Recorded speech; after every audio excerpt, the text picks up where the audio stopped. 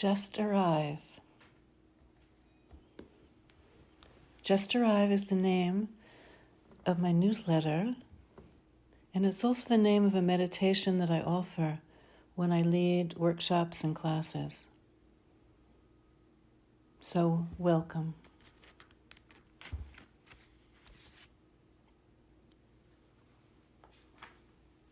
What I thought was emptiness was grace.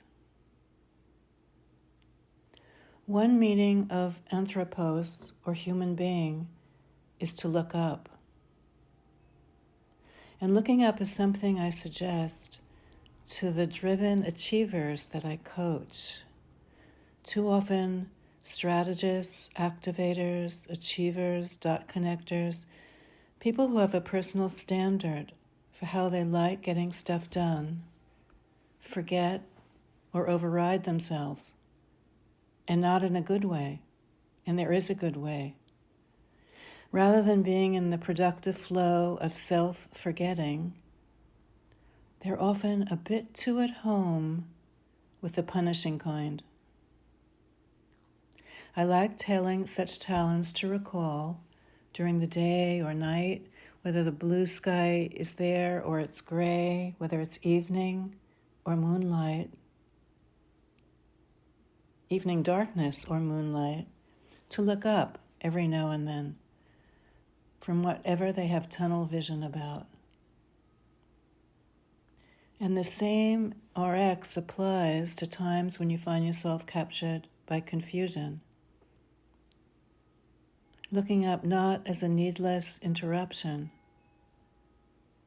but as a way of refining and sustaining yourself.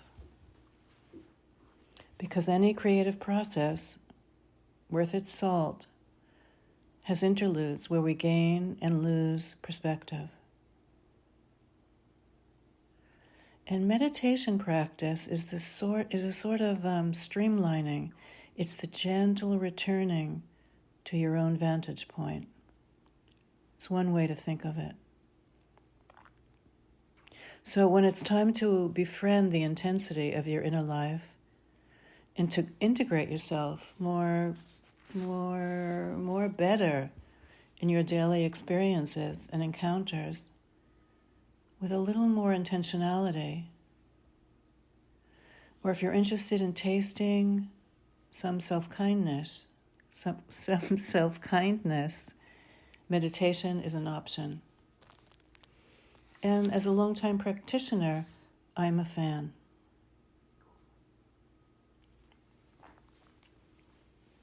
Friendship.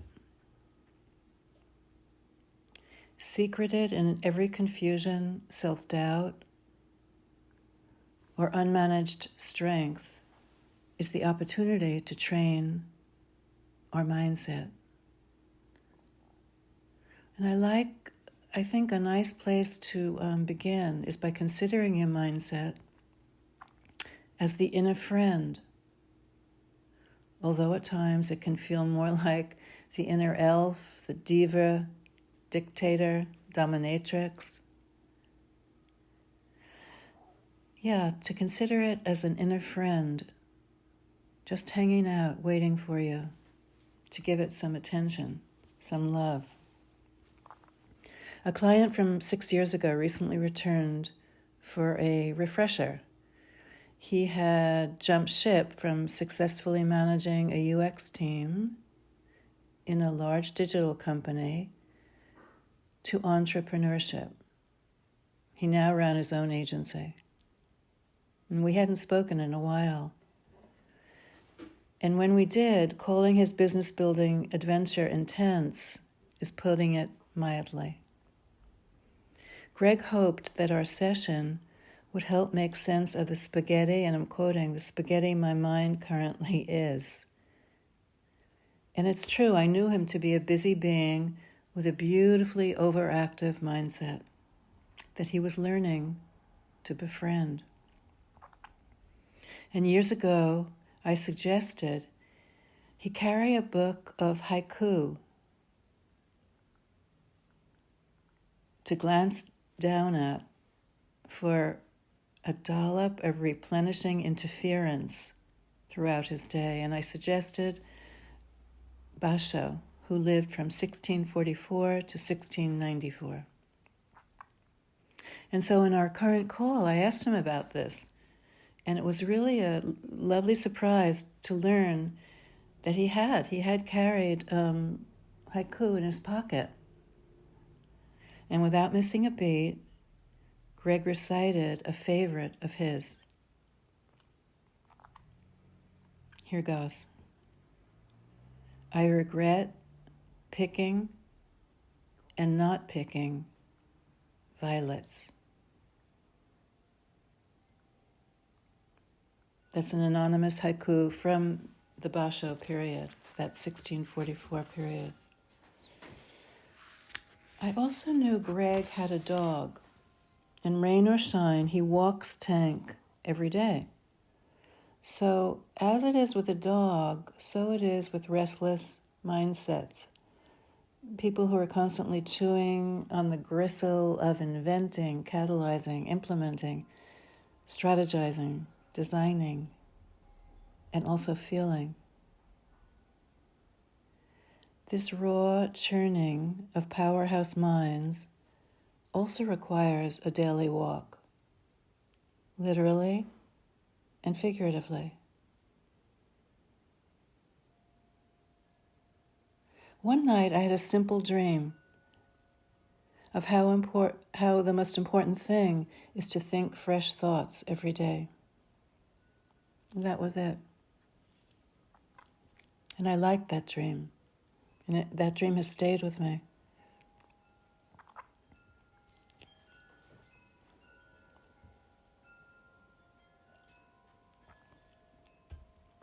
The beauty is how your mindset is willing to meet you where you are, and it will meet you wherever you are. And then, with some consistent attention, it will open doors to new scenarios. It will open doors to new scenarios. In addition to the reprieve, the relief, the relaxation meditation offers, you're also birthing fresh, only imagined aspects of yourself. So I like to say that meditation is taking the beautiful puzzle that you are out for a walk. And yet, too often otherwise really smart people consider pausing midstream for a replenishing time out as extra. A client recently shared with me that he noticed no matter how busy and maxed out people are, in his cohort, in his professional climate, if you will, people measure each other by boasting about how busy they are. Another client shared, my goal is to take one deep breath a week. And she was serious, and I respected it. Our lives are like that now. Another client at the close of our session was beaming, and I asked her why. And she said, I haven't looked at my phone once in 45 minutes. We're all doing so much, taking care of so much, overextended and in overdrive.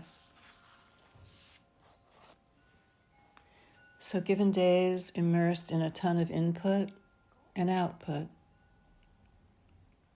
to my way of thinking, you deserve to refresh, restore, and replenish. It's like the message when you're on an airplane, to put your air mask on first so that you can help others, to offer yourself a little time out so you're better able to serve and contribute to others. And so leading team workshops in the accelerated pressure cabins of work, I like to open each session with the short meditation that I call Just Arrive. And I begin work with my graduate students. I begin class this way too. Good reverie helps the soul take advantage of its rest and of an easy unity. Gaston Bachelard,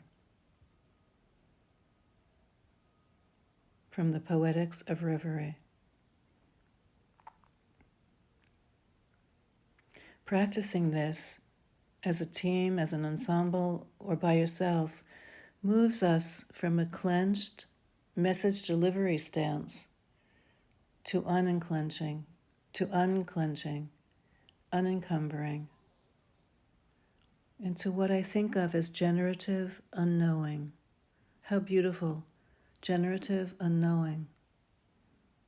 For a few minutes, we let the benevolent light of quiet in. Another client insightfully shared a reluctance to meditate, saying, I love my thoughts. I don't want to get rid of them. And I loved her sharing this because I agree. So I think of meditation not so much as denying your thoughts, as much as befriending their endless, here's a California, their endless rainbow variety. And the muddy ones are included. The muddy ones are included. We learn to befriend those as well. Suzuki Roshi said, we turn weeds into gold. Real beauty is activated with the courage to sit still for a moment or two to find out what is going on upstairs. You allow invaluable future scenario building to happen organically. Will you do it perfectly the first time out? Cut yourself slack. The main point is to get started. Just arrive to beginning.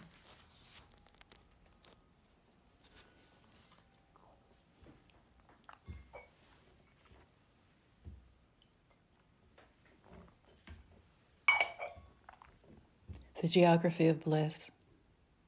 So no matter how grubby, fragile, scattered, crappy, unflattering, confusing, or fraught, just arrive to where you find yourself in this moment. Just arrive to the unaltered present.